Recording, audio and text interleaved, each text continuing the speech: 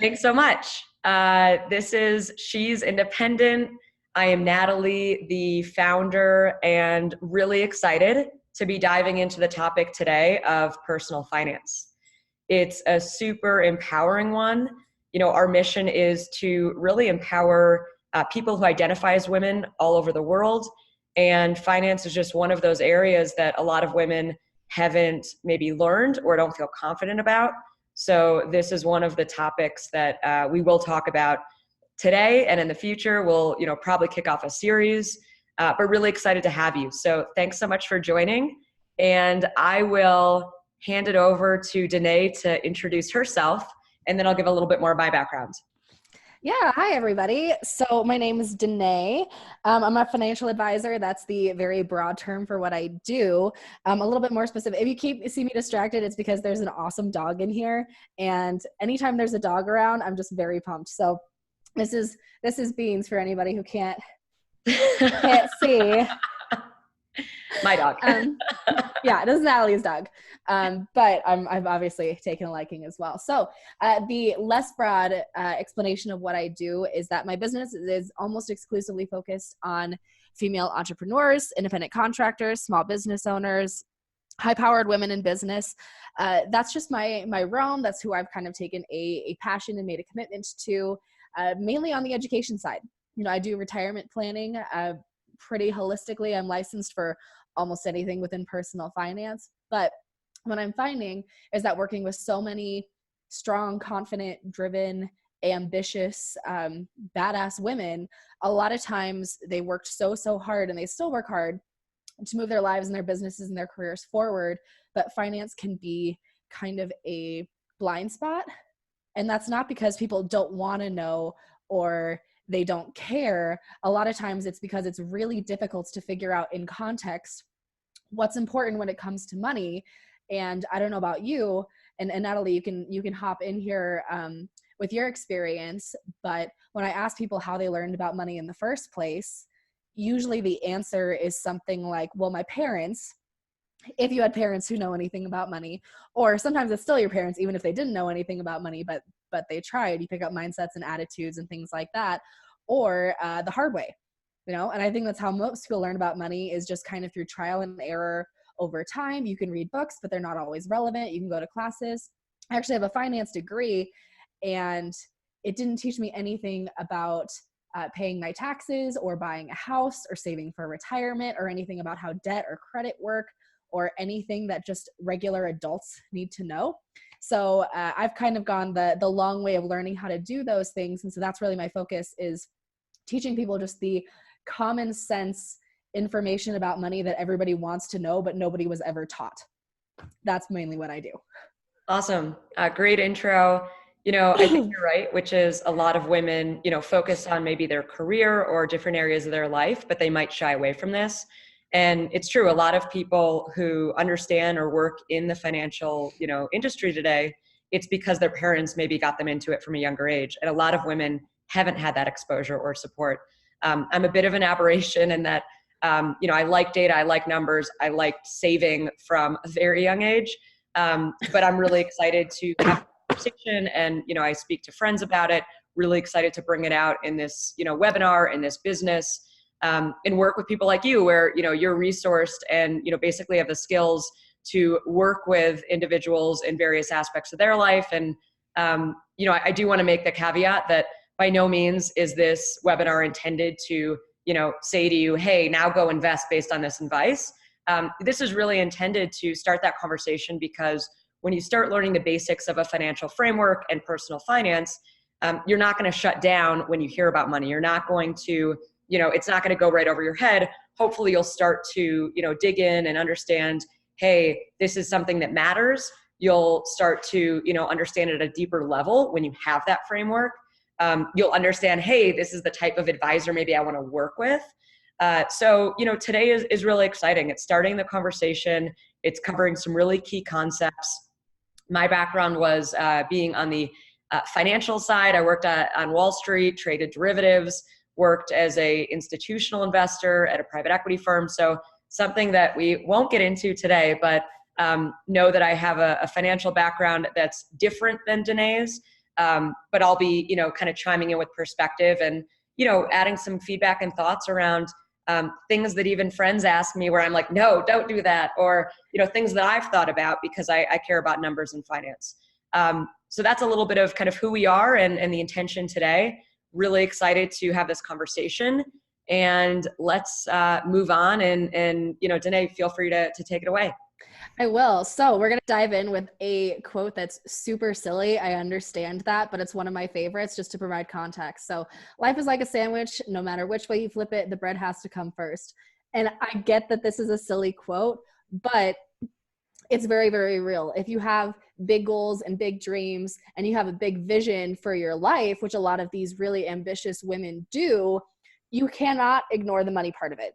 You just can't. And, when we're talking about money mindset specifically, because this isn't just a conversation about numbers, this is a conversation about how it is that you look at money in the first place, right? It's just a tool, but if you ignore it, it can take you further away from your goals and dreams instead of moving you towards them, which is not what we want to happen in the first place. So when we're talking about money mindset, I think a lot of times people have been told things like, and Natalie, feel free to hop in here.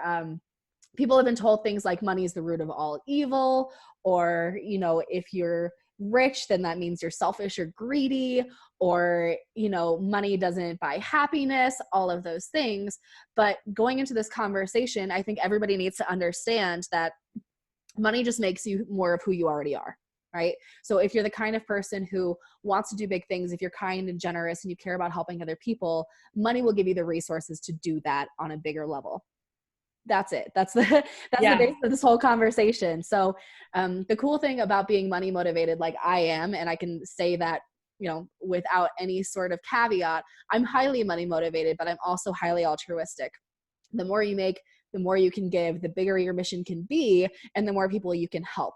So that's kind of the framework of this conversation. So feel free to hop in with anything you have to say about that, Natalie. Yeah, I think it's, you hit it spot on, which is, money. Some people have these connotations like, oh, if you're money motivated, you're a bad person. I mean, listen, money is a resource. Money is something where, again, you can donate to or support, great causes. For me, for example, and she's independent, I'm bootstrapping it, meaning, I'm kind of self-funding it.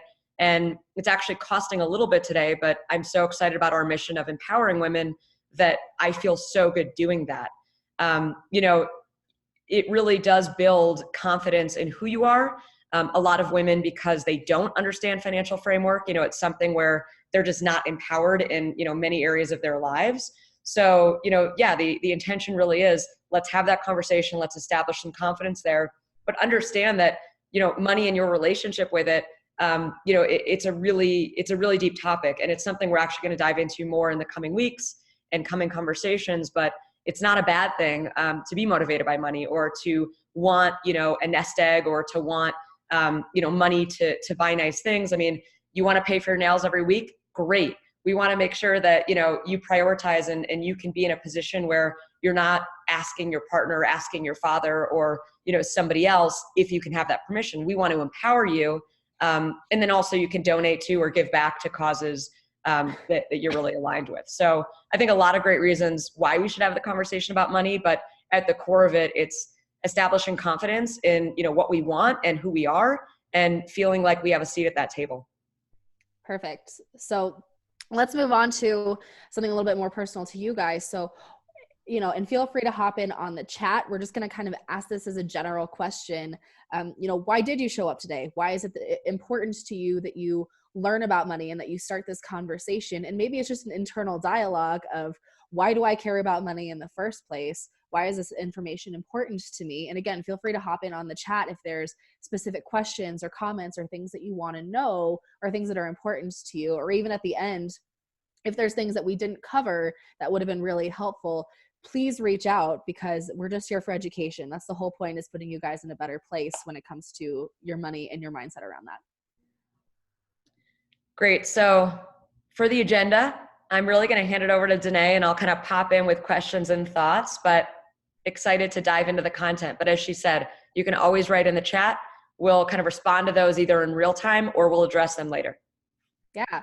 So as far as this agenda goes, it looks super sterile. We're just talking about money and math and budgeting. And you're like, man, this sounds like a textbook. It's going to be miserable. We're just going to have a discussion based on some actual numbers, but also based on emotion and, you know, things that you guys feel about this conversation as well. So let's hop in. Awesome. What did Janelle say here? Yay. Thank you for contributing, Janelle. All right, perfect. So we're going to talk about, just to give you guys a framework, numbers wise, of where America's at, where people are at. I could, if we had more time, really dive into this conversation more specifically about women. There's a few things and factors that really affect people, and I'll kind of mention those a little bit on and off, but I can definitely dive in a little bit further another time. So let's talk about debt to start off with. All right, so let's pull through kind of the bullet points here. Okay, so first off, the average American has less than $4,500 in the bank and less than $1,000 in long-term savings.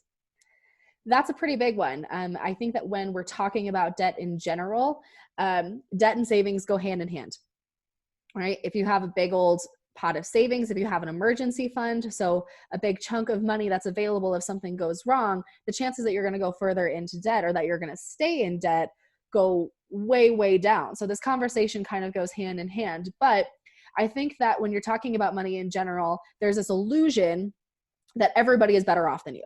Everybody has it together. Everybody's making all this money and everybody is set because their lives look like that. Everybody makes their lives look like that. And that's not the case. I can tell you that seeing, hundreds of people's finances and really diving into what they have, what they're missing, what their debt situation looks like, this is actually pretty standard.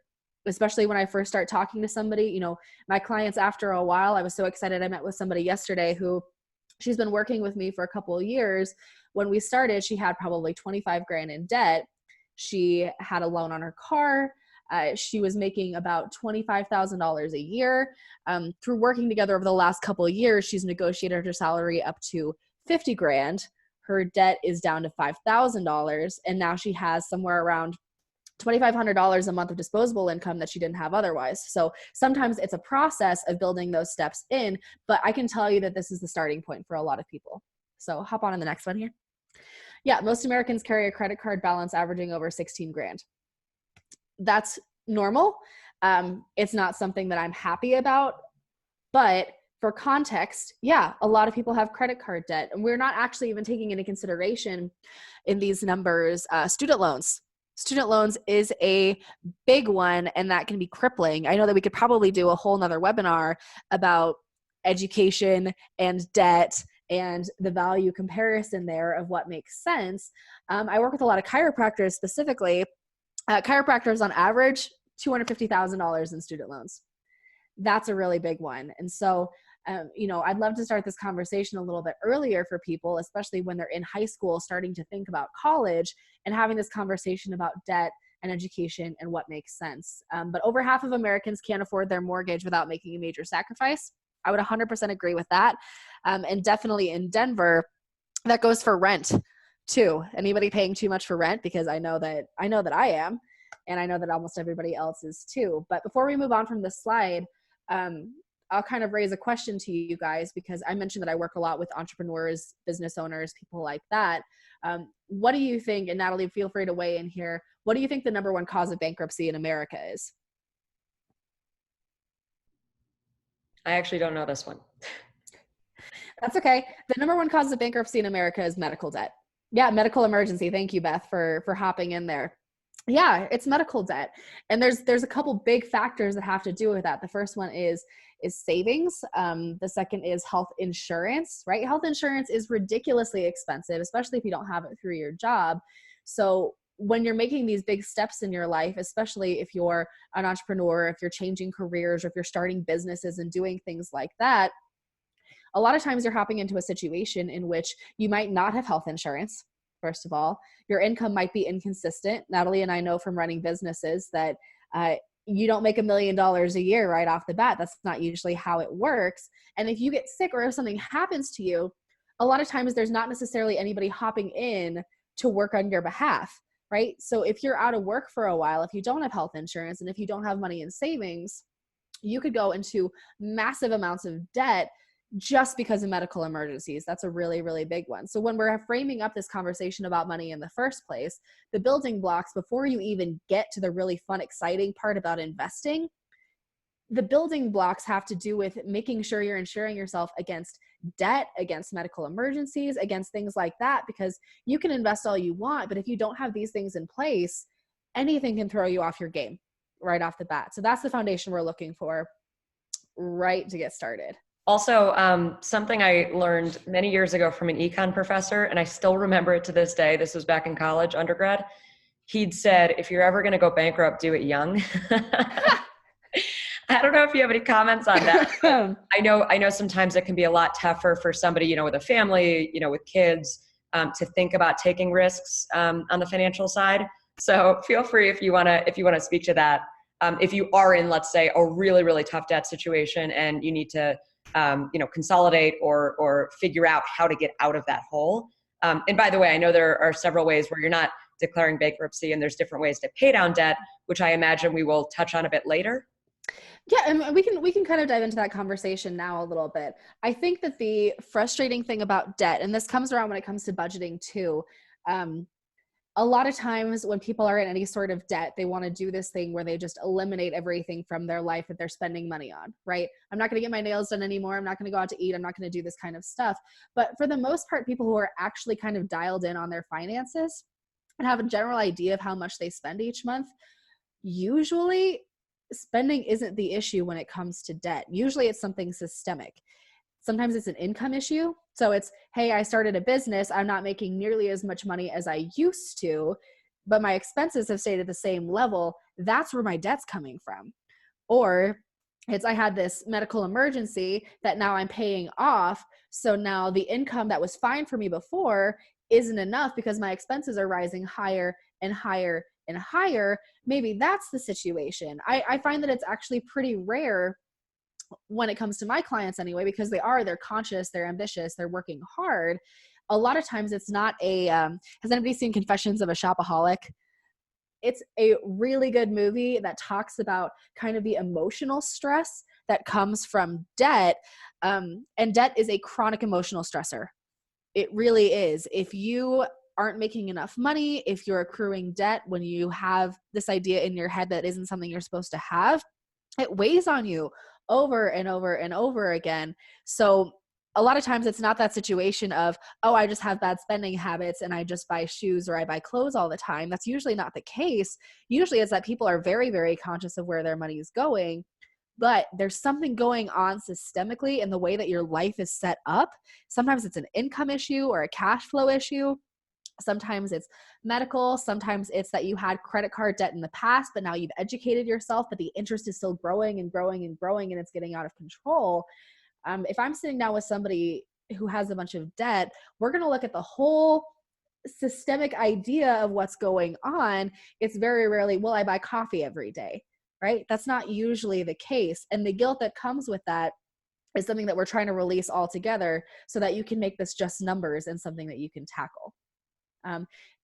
I'll say one little note on this because I'm not a debt consolidation expert, right? I can help people based on their current financial situation. I love programs like Dave Ramsey. If somebody is in debt and they need to become a saver instead of a spender, if that's really where they're at, that's a really, really good program to dive into it. A lot of times we can use programs like debt snowballs. But just like we'll talk about when it comes to budgeting later on, the biggest thing to focus on when it comes to debt is just making all of those numbers conscious.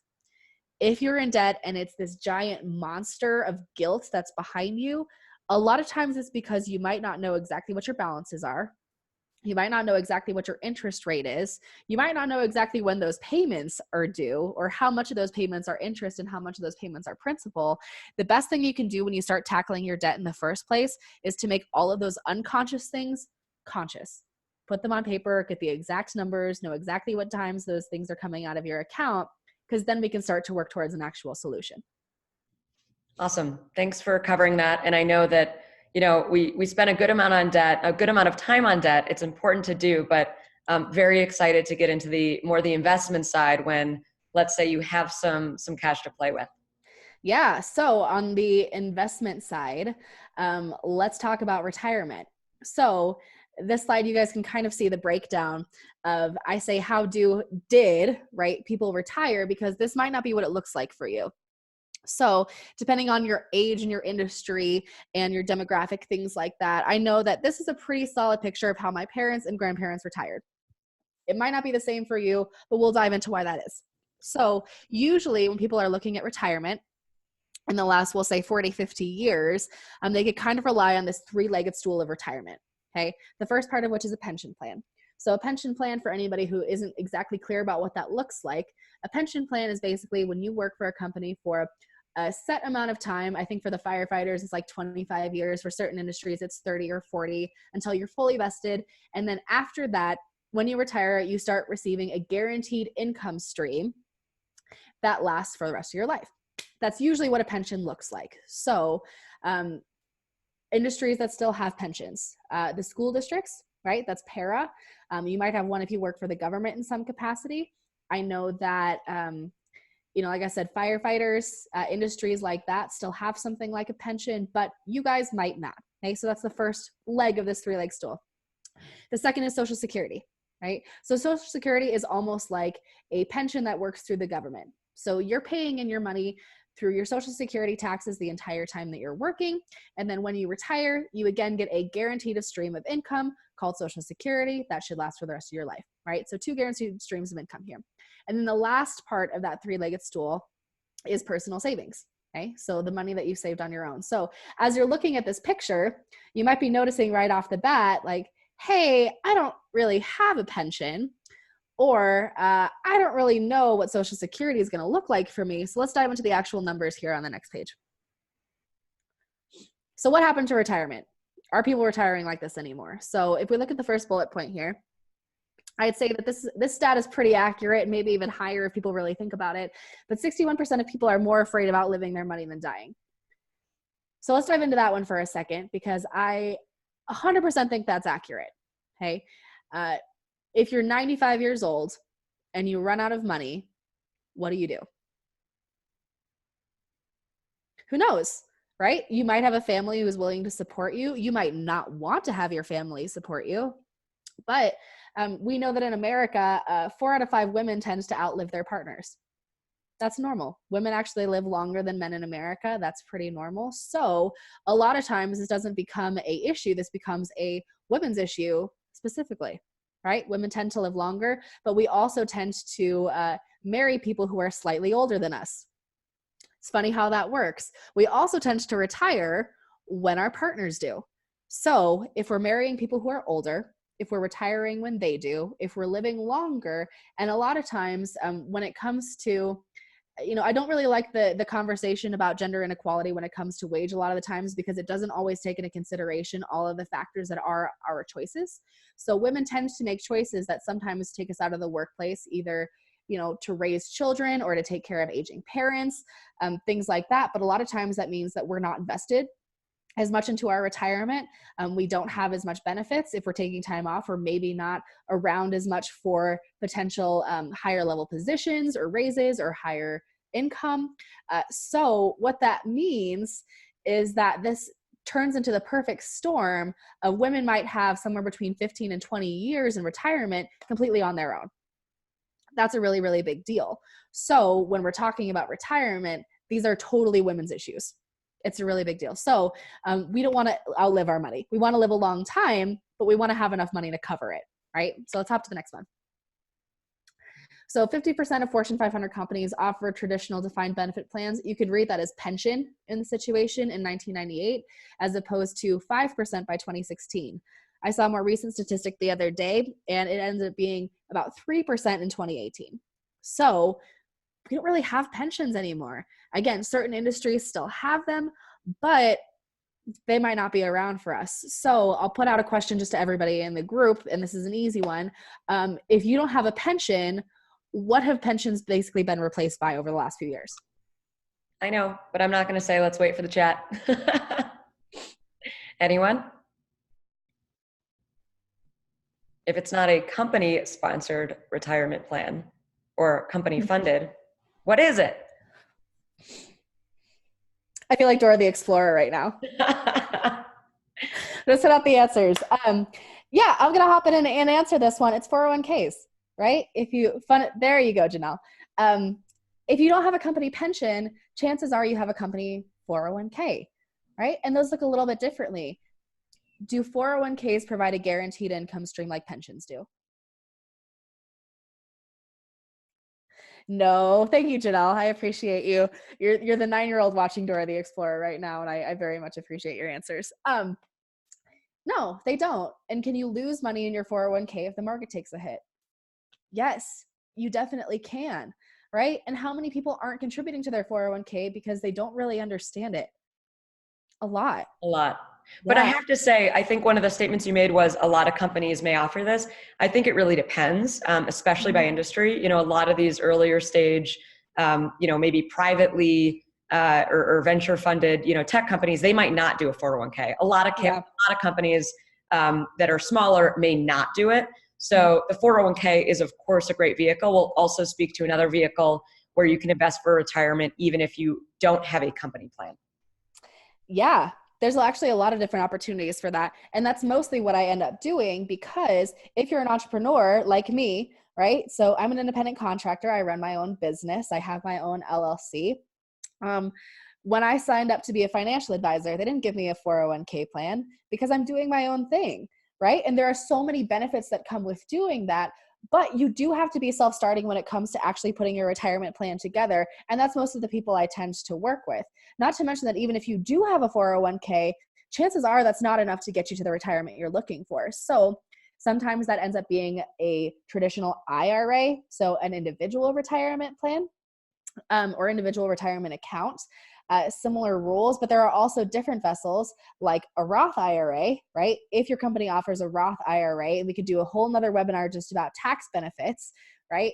That might be something to look into. There's also options for something like a personal pension, where it's something that you can create and fund on your own. So there are options here, but the point of this conversation right off the bat is that if you're relying completely on what your company's giving you, it might not be enough and it might not get you there, right? But I do have to say, from many years having kind of racked my brain on this one, the amount of friends that I've seen not invest when the company offers a 401k with matching is mind boggling to me. If you're in a situation where your company will match, do it.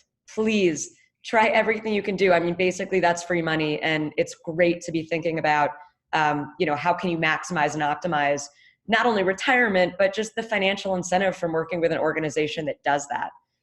So please, if you're unaware, look into it. Is there a 401k? Do they match? If yes, don't get the nails done. Like, I will tell you that right now, if that will stop you from doing the match. Well, and that's something that I can definitely help with too, because I have people all the time to say, hey, we got a new 401k. Here's the statement. Tell me what I should invest in. And I will 100% explain it to you with the tax consequences, with exactly how much you're putting away, exactly how much the match is, and what the gap is between that and what you need to be putting away to get to your ideal retirement. I can explain all of those numbers really quickly, even if you're not a client. So if you have questions about that, call your HR department, have them send you a current 401k plan document. And I'm more than happy to just explain that in really simple terms that get you to a point where you understand what you're doing and why. Awesome. Sweet. So next one here. So let's talk about Social Security. I just went to a Social Security update the other day.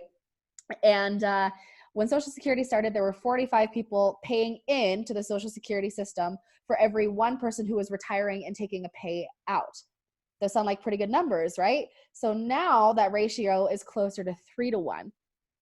That's a really big deal. That means that if you're relying on Social Security for your retirement, and maybe your parents or grandparents are, and right now that's a feasible way to get a certain chunk of money for your retirement, it probably won't look the same for us. I know that if I'm making a plan for somebody who's close to my age, they're part of the millennial generation or even Generation X, it's probably not going to look the same. It's probably not going to disappear altogether. The Social Security Commission has made that pretty clear, but we might get a reduced benefit, or they might encourage you to start taking it later. So instead of encouraging to retire at 65, now at 67 or 69 or 70 or 72, that's what it's looking like, is they're encouraging you to step it back and step it back and step it back. So That's kind of the final point on this page here then is, you want to pull that one up, is will your money last as long as you do? That's a really, really big question. And that's a good question because life expectancy is increasing by a lot. So if we're looking at this traditional model of how retirement used to be with a pension plan and Social Security and your personal savings, people were retiring at 65 and then life expectancy was 75. You only have to fund 10 years of retirement. Easy, right? We can do that with almost no effort. But we're looking at, sometimes if I'm retiring at 30, or not 30, excuse me, if I'm retiring at 60 or 65 and I'm going to live till 95 or 97, both my great grandmothers lived past 97, then I have a long retirement to fund, sometimes 30, 40 years. That's a really big deal. That's almost as long as I'm working for.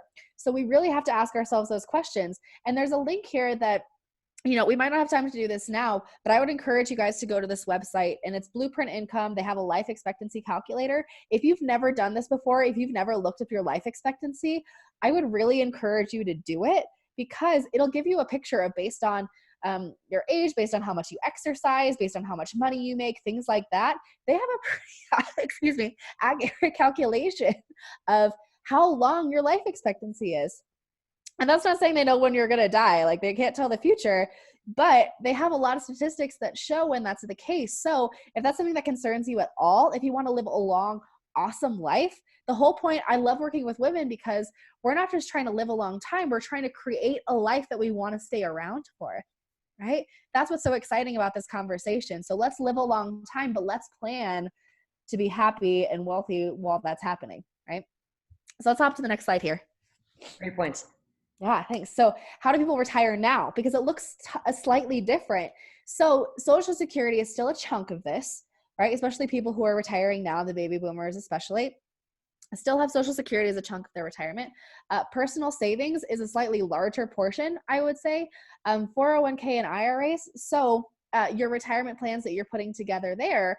And now there's this other chunk here that I encourage people to start looking into. And this might look different depending on who you are, depending on your position. If you start investing in a 401k or IRAs right when you start entering the workforce, it might be a way larger chunk, but if you're running a business or if you're starting later on, that personal savings part might be bigger. So when we're talking about other income, that's that final quarter there, what might other income include? I have many thoughts, but I'll wait for the chat.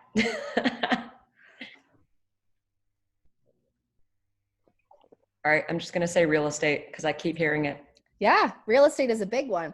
What I love about the generations that are coming out now, so the millennials, Gen Z, and the generations after, they're very, very focused on this idea of passive income, of multiple income streams, of residual income, of creating assets for themselves that provide income so that if they're going to retire, I love the idea of how I see people wanting to retire now, where they want what I call a work optional lifestyle, where they've created enough income and assets and income streams that you can work if you want, because a lot of people want to, right? We're healthy, we're active, we're living a long time.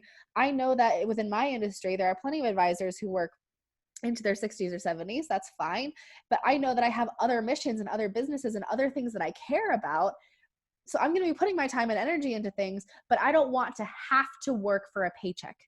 And that's what people are looking at now, is this idea that you can retire or have a work optional lifestyle where everything is funded and you can do what you want. You can put your heart and soul into things you really care about instead of being tied to a job because you have to retire at some point, right? That's the kind of retirement we're looking for. I do want to point out, I think in this current economy, which is, all about social media and influencers and all that, like, I don't necessarily agree with or think that a lot of the people that are portraying, hey, I travel and I'm making all this money, like, I don't know if that's actually happening. I do think that there are ways where you can establish, a lifestyle business that can sustain you. But I would also say, think about, what are the trends? Is this something that is truly sustainable? Is it something that just supplements or something that actually, can pay the way for you?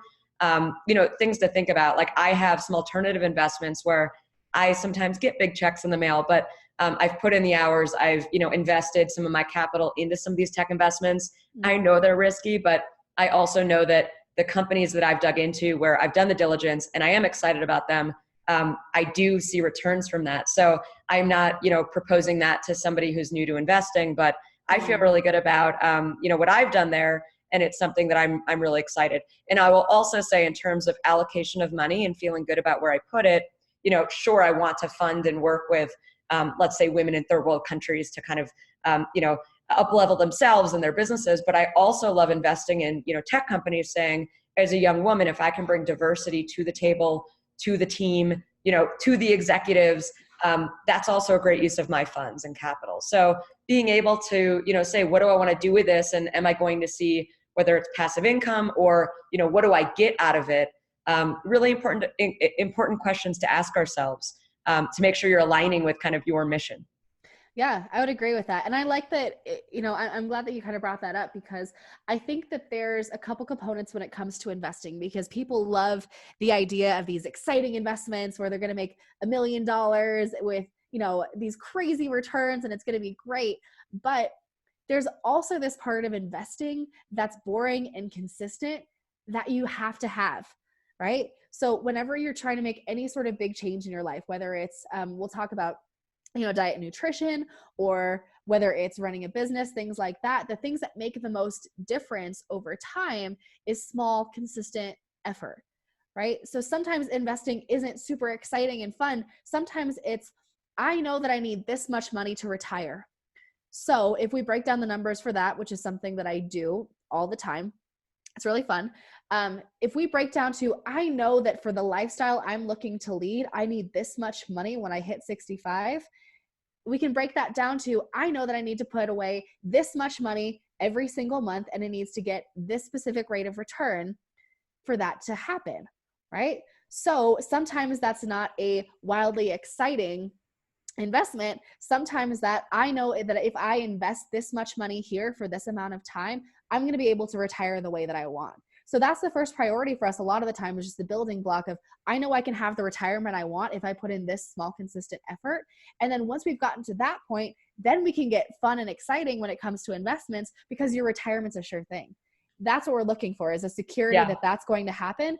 And then we can get into the fun, exciting, crazy stuff without guilt or without worry, because you know that your retirement's taken care of, which is first priority. And I would never say that retirement as a conversation is a sexy one, but I think Denaye and I both know how empowering it is, and how much confidence you can build in having that budgeting, allocating for later in life. It's something really, really great to do and to invest in.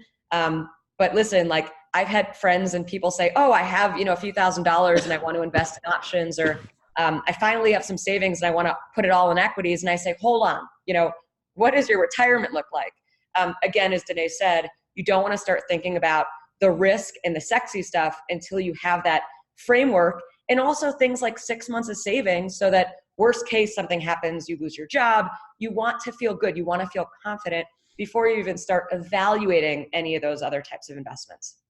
Yeah, I would agree. So, Allison, thank you for your question there. So that's kind of a difficult question to answer, because before I make recommendations when it comes to anybody's personal savings or IRAs or things like that, I have to ask a lot of questions about who they are and what they want, right? Because I can tell you that we can look into slightly riskier investments with slightly higher returns. Like if somebody's really young, so they have a long time horizon and they can accept a little bit more risk because they have a long time to recover from that. If I'm looking, for instance, at somebody who's 2-3 years from retirement, I'm not going to look into anything risky, because anything that could have them lose money right in that final stretch of reaching up to retirement is something that I'm not even going to put on the table. So it has a lot to do with, your personal goals and dreams, but it also has to do with your personal risk tolerance, your place in life. So that's kind of a really specific question. That's a general question with a very specific answer that goes person to person, because it's all about what you want, where you're going, and what you want your life to look like. And I'm just going to repeat that, because I think we'll also have this maybe as an audio, which is, Allison asked, what type of returns do you talk about when you're talking about personal savings and IRAs? And Denaye's, I think answer is spot on. Listen, you don't want to work with a financial advisor unless they're saying what she is saying. They should be educating you around, what is your age? When do you plan to retire? What is your risk tolerance? But really it's not going to be the same for everybody. It's going to, probably be vastly different actually. So great answer on that, Denaye. Thanks. So let's hop forward. Okay, let's talk about math. Is anybody familiar with the rule of 72 at all? Okay, thank you, Natalie. The person who I expected to be familiar with it is. So I appreciate that. So for everybody else, all this is a math rule. I know it doesn't sound exciting, but it makes a big difference in your life, so you should pay attention. This is one of Albert Einstein's math rules. Okay, so all we're looking for is a mental math shortcut for how long it takes your money to double. Okay, that doesn't sound like a big deal. It is. So the rule of 72 essentially says that if you take the number 72 and you divide it by the rate of return that you're getting on your investments, the result is how many years it'll take for your money to double. So let's look at this first example here. So if you take 72 and you divide it by 1%, does anybody know what rate of return you're most likely getting on your savings account right now? It's probably really low, right? So usually it's less than 0.25% if you're in a traditional bank savings account, right? We're lucky now because they have all sorts of awesome online bank accounts. Ally's awesome. I know that there's a lot of other options too. Well, they'll give you a little bit more rate of return on your savings. I think my account is giving me about 2% right now on my online savings. Awesome. I'm more than happy to give those resources out. But if you're only getting 1% on your money, it's going to take about 72 years for your money to double, right? So it's 2020 now. You have $1,000 in the bank. By the time we get to 2092, you're going to have $2,000 in the bank. So congratulations. You did it. You can retire off of your $2,000. Right? That was a joke. If anybody is not laughing, that was a joke. You do not want to retire on $2,000. Caveat. You really don't, right? So, thank you, Janelle, for laughing at my math jokes. So let's look at the other options here, right? So if you're getting 3% on your money, 24 years to double. Okay. So if you have $1,000 in the bank right now, 2044, you're going to have $2,000, right? So a little bit better. Great.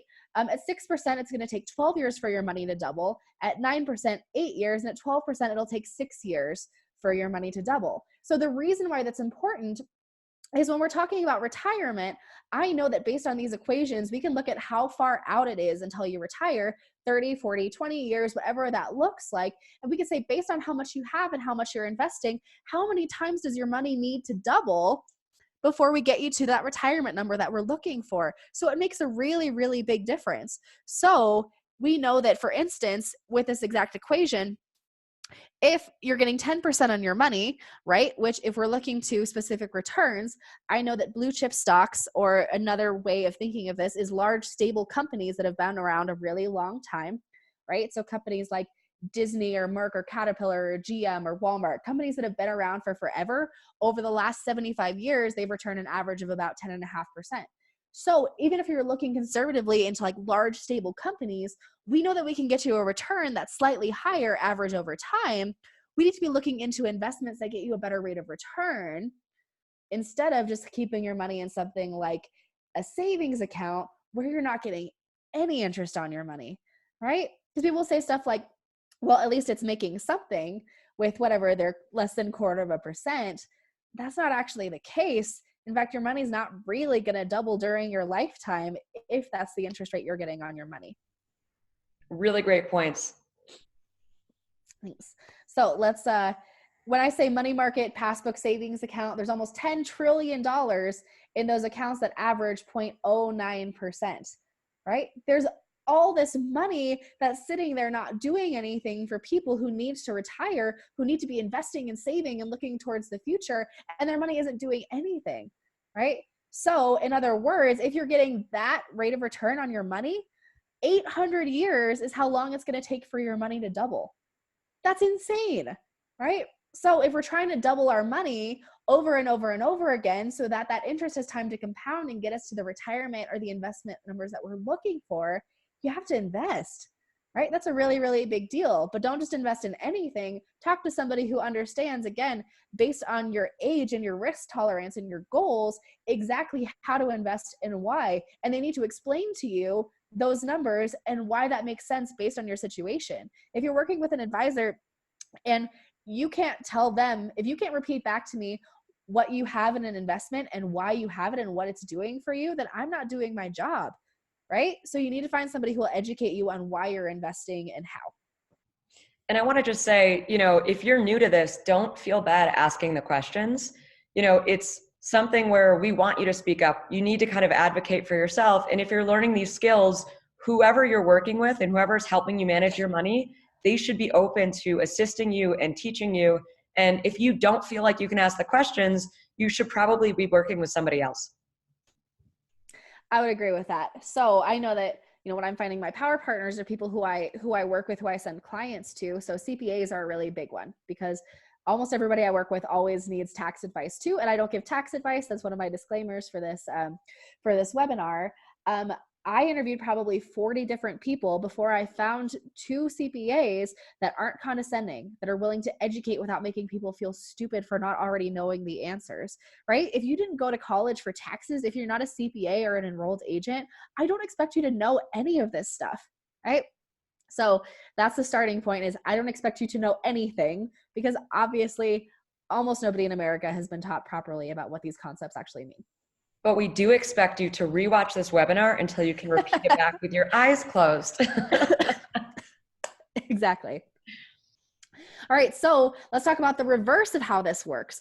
So if you have debt, if you have credit card debt specifically, if the average credit card interest rate is 17%, okay, and that's, say you have a normal credit card through a bank, you're paying all of your payments on time, 17% is pretty normal. Now let's talk about what if you have a store credit card, okay? Anybody get suckered into a Victoria's Secret credit card? Anybody? Because I see those all the time. Victoria's Secret, Kohl's, Southwest, those are the top 3. Yes, those are the but ones I paid see. off. Paid off. Thank you, Natalie. Never, ever, ever want to see you with credit card debt if you don't need it. Crazy. Exactly. So if the average credit card rate is 17%, that means that your debt is doubling every 4.2 years, right? So would you rather have interest work in your favor? So now you're investing money, you're getting a rate of return, you're getting paid interest, or excuse my coughing fits, I get excited, or would you rather be paying somebody 17% on a credit card just for the pleasure of using their money, right? And listen, when you get that credit card statement in the mail and it says you pay the minimum balance and you feel like you're not doing anything wrong, sure, they're not going to charge you an extra penalty, but they're still charging you an insane interest rate. So, are we going to go out there and find a nice blue chip or, let's say investment that's not too risky, that's giving us 17%? No. So why are we paying that on credit cards? And some credit cards are even higher.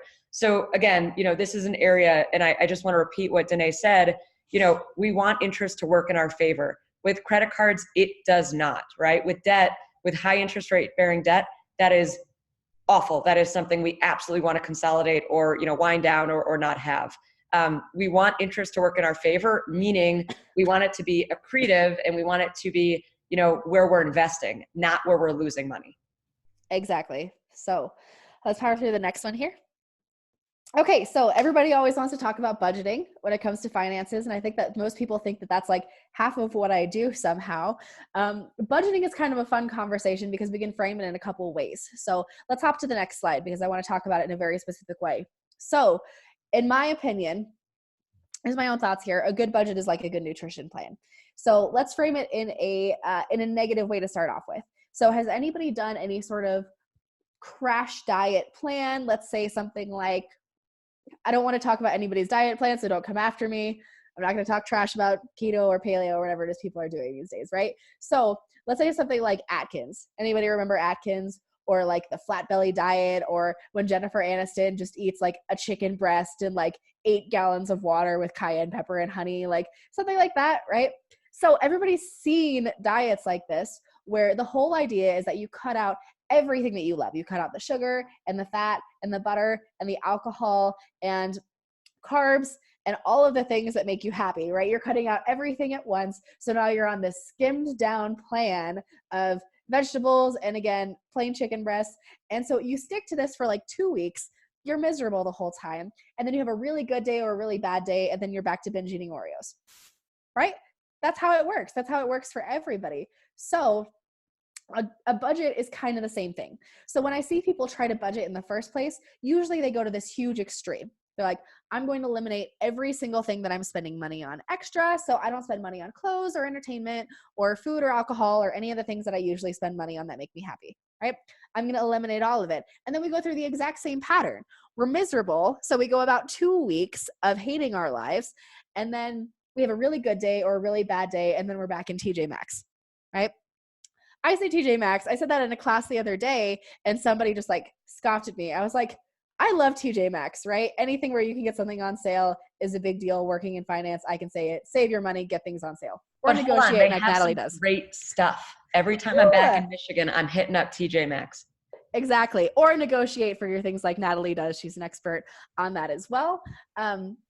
But so the idea of putting a budget in place, a real budget that you can stick to, is that we're looking for lifestyle changes, right? We're looking to prioritize the things that are important to you. And I like what Natalie said earlier, even if you're making a lot of money, if it's more important to you to go out for nice dinners or to travel than it is for you to, let's say, go and buy a whole bunch of things on sale just because you can, you just have to weigh out the priorities of what's actually important to your life. So for instance, like if you're saving for something really important, if you're really working hard to get out of debt, or you're really building an emergency fund, or you're trying to fund your first business, or you're trying to buy a new car, or you're trying to fund your dreams, like things that you actually care about, you might be willing to cut back on everything else for a little bit. The nutrition example is like, you see people cut out everything in their life when they're preparing to get married, right? People can maintain these extreme things because it's something that's really, really important to them. It's the same thing with a budget. If you want to put something extreme in place for something that's really important to you, great. But if we're looking at long-term lifestyle changes and something that you can stick to forever, we're not going to eliminate everything you love. What we're going to do is we're going to tell you exactly how much money you need to be putting away for the things you really, really care about. And then once you're doing that, then you can spend what you want guilt-free. That's what we're looking for, is something where you know that you're empowered to put away the exact amount of money. You're confident that everything is being invested in the way that gets you to all of your goals, so that when you spend money, you can do it enthusiastically and with gratitude that you have money to spend, instead of coming from a place of guilt and fear and worry because you don't know if you're contributing to the right places, right? That's what we're trying to get you to. And I love that. And I would just, kind of follow up saying, by spending that time to making sure that you are intentionally, determining where do you want to go? What do you want? What do you want to prioritize? I think that will also allow you to have that confidence to say, when I, create this plan, I'm going to execute it. Just like goals, if you don't intentionally set goals, you can wind up and say, oh, wow, I accomplished somebody else's goals and I don't even feel good about it. So being intentional, really asking yourself, what do you want and where you want to go? That should really help you, like that idea of, what's sustainable, get to a place where you feel good, where it's basically regenerative, right? You feel good with what you're doing because you're doing it with intention. Exactly. So looking at the next slide here, this is one of my favorite quotes, and I use it in all sorts of different situations, but until you make the unconscious conscious, it'll dictate your life and you will call it fate, right? I see people use excuses all the time about, you know what, I'm just bad with money, or I've just always been a spender, or I'm not the kind of person who can make that much, or who can retire early, or who can hit those goals, or, I'm in debt, but I don't really know how much, right? The best thing that you can do for yourself in almost any situation is make these things conscious. Start talking about your feelings about money in a positive way. If you have debt, put it on paper with the exact amounts. If you have goals, put them on paper with exactly where you're going and why it's important to you. So when we're talking about money, all we're doing is taking things that are maybe inside of your head or back there, or maybe they're stuffed in a bank account somewhere and you don't know it, and we're making it conscious. We're moving forward with intention in the exact direction that you want to go. That's all that money is. It's a tool to get you on the right track. And so that's what we're looking for, is putting framework in place so that you can make all of these things conscious. Yep. Love that. Perfect. So if you're meeting with an advisor in the first place, these are the things you need to be asking about. So first of all, be very, very open and honest about your cash flow, right? So if I'm working with entrepreneurs, for instance, I know that their cash flow is all over the place. I taught a class in a real estate office on Tuesday, and real estate agents are absolutely notorious for this. Their income goes up and down and up and down, and they make all this money in the summer and then nothing in the winter, and they don't save any of it, right? So especially if you're an entrepreneur and you have inconsistent income, you have to be really, really clear to your advisor about that, because if somebody comes in, I also work with all these high-powered business women, and they come in and they have about the exact same paycheck every 2 weeks. They get bonuses every once in a while, maybe some commission income if they're in sales. Be honest about your cash flow, because it's not going to help anybody if you inflate the numbers or if you're not really honest about it. Like, be straightforward, talk to them about your cash flow. If you're not making any money or if your money's inconsistent, tell them, right? And they might even have some ideas about how you can flatten that curve or turn it into a line that's trending upwards. That's what we're looking for. Be honest about your debt. Talk to them about debt management and be honest about your concerns, because I can be honest, if I'm sitting down with somebody, sometimes I'm talking to somebody and they make a ton of money, and if they have a couple $1,000s in credit card debt, they don't care. It doesn't matter. It's not an emotional burden on them. But if I talk to somebody, and even if they don't have much in debt, but it's so crushing, if it's a chronic stressor in their life, we're going to address it first, because until that, they're going to have so much guilt that we can't even talk about anything else. So that's a big one. An emergency fund. I recommend as an advisor that you have 3 to 6 months of savings set aside. And Natalie's at 6. If we're starting out, maybe 3 just to get you a cushion, and it's all baby steps along the way. But that's the goal, is eventually we want you to have 6 months of income. So if you lose your job, or if you start a business, or if you want to travel for a while, you have enough money that those things are feasible without fear. So proper protection. I am a huge proponent of life insurance. I'm pretty young. I'm 28, but I can tell you, I have seen life insurance save so many families over and over and over again. It's inexpensive. Like, don't leave your family unprotected. Seriously. And especially if you care about leaving a legacy, which is something I've been thinking about a lot lately. I know that when I'm gone, whenever that's going to be, I don't want to leave just behind the connections and relationships and the good feelings and the things that I've done for people. That's part of your legacy, right? But I also want to make a lasting difference. I don't know if I'm going to have kids, but I know that I want to take care of my nieces and nephews' college. I know that I want to leave money behind for the causes that I care about. I know that I want to leave my parents in a situation where if something happens to me, they don't have to have a GoFundMe to pay for burial costs or for things like that, or for the mess I leave behind. That's a big deal. It's part of being a responsible adult. So I'll get on a soapbox about life insurance all day long. But if you want to leave a legacy, that's a really, really good place to start. When it comes to building wealth, that's the actual investment part of things. We'll go over, what you have, what you want, where you're going, your risk tolerance, things like that. Maybe you have an old 401k and you have no idea what to do with it. We can help. Maybe you have disposable income every month and you're not really sure where to invest it. That's where those conversations come in. And then also preserving wealth.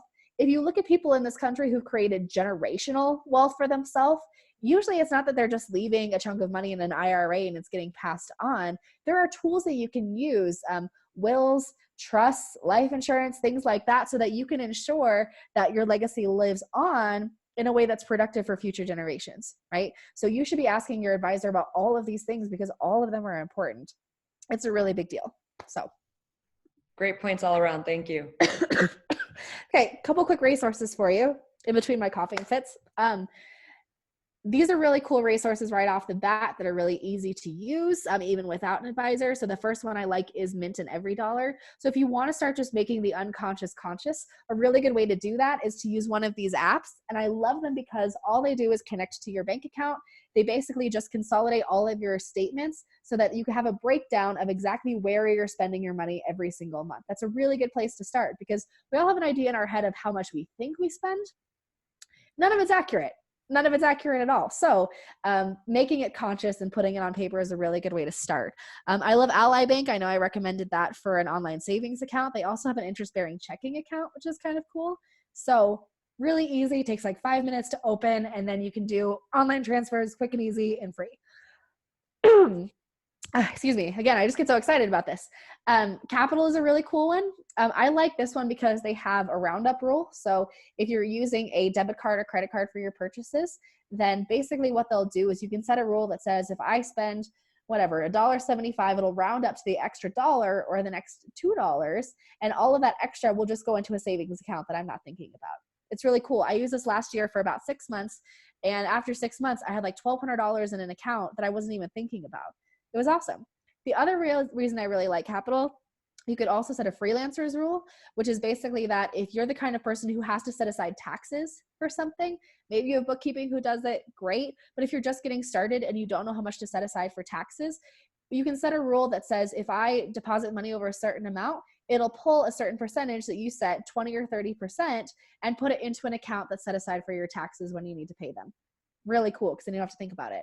The last one I really like is Trubel. This is something I use myself, especially if your income's inconsistent or if you're paying off debt, things like that. Basically, Trubel is really cool because it's a bill and subscription tracking. So I can look at a calendar on my Trubel every single month and see exactly when my bills come out and what amount. And I can see all of the subscriptions that I have, because everybody has 5 or 6 little things that you signed up for, whether it's an app or a service or a fitness something or other, right? And you're paying 30, 40 bucks a month and you're not even thinking about it. It's a really good way to make those conscious. And there's buttons just in the app where you can just say cancel and it'll just cancel those subscriptions for you, which is really cool. Takes out the time and effort of trying to do that stuff on your own. I'm signing up for that today. Thank you. Really solid one. Okay, so to finish up here, Natalie, I'm gonna let you kind of lead the conversation on this one. So listen, I think this is something that we've touched on, a little bit throughout the talk, but, when will you have enough? This is a very personal question. There's a lot of people in the States today that, are wealthy and they're unhappy. So by no means are we trying to say that wealth will make you happy or, maximizing wealth is the best thing you can do with your time. Spending time to appreciate what you have and realizing that, having intention behind it, connecting with organizations, giving back in ways, whether it's with money or in other areas of your life, are really fulfilling. So just wanted to bring this up as a concept that's a really important one. We're actually going to be in a few weeks on the 20th talking more about our relationship with money, how that impacts us. So that's going to be the next webinar, February 20th. We're really excited about it. And we'll continue to do webinars that touch on other areas of finance. I think we'll do personal finance regularly. We'd love Denaye to be a part of that. And dive into other concepts like real estate, having those more passive, I'd say, income plays. So that wraps up today's webinar. It's really exciting to be able to talk about this. And, thank you again so much, Denaye, for diving on. We will open it up to questions in just a minute, but feel free if there's anything else you wanted to say in closing. The floor is yours. Thank you. Yeah. So on the note of, when will you have enough? I think that everybody kind of comes to these different levels in their life. Some people are in a survival phase where you're just trying to make ends meet, right? Sometimes we go through those seasons in our life. Sometimes you're in a season where you have enough and you're comfortable and you're stable and you're happy and you have enough to put away a little bit extra. But what I really want for people when we're having the conversation about money is to start thinking about what else, right? What if I get to a point where I'm stable and comfortable for myself? And now I'm starting to make enough where I can give, where I can have a mission, where I can do more for other people. That's what this is all about, is to start thinking about what would you do if money was never a concern for you ever again? Who would you help? Where would you put your time and your energy? What would you do? What would your life look like, right? That's the conversation that I want women to start thinking about, because this isn't a selfish conversation. This isn't all about us. Money is never just all about us, especially when it comes to women who are making a difference. So just start that conversation. To finish up here, the easiest way to reach me, because look, I'd love to sit down with everybody and ask or answer any of the questions you have. If you're in the state, I'm more than happy to meet one-on-one. It doesn't cost anything to sit down with me for a financial needs analysis where we go through your goals and dreams. I can show you those retirement numbers we talked about of exactly how much you need to save and where. I'm open to answer any of those questions. So the easiest way to reach me, the contact information is on the screen. That's my cell phone. You can shoot me a text or give me a phone call. That's my email address, denaye.austad@tfaconnect.com. And I'd love to connect with anybody else. Awesome. And you all know me, Natalie at she'sindependent.com. You can always reach me as well.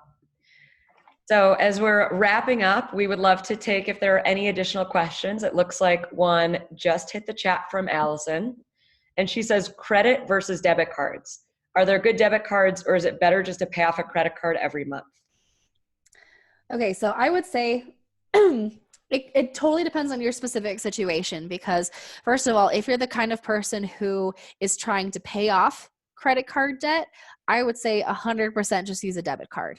Because if that's the case, if it's going to be a temptation to use credit for something other than just using and paying it off and using and paying it off, then just stick to the debit, right? Use something that has a definite connection to the money in your account.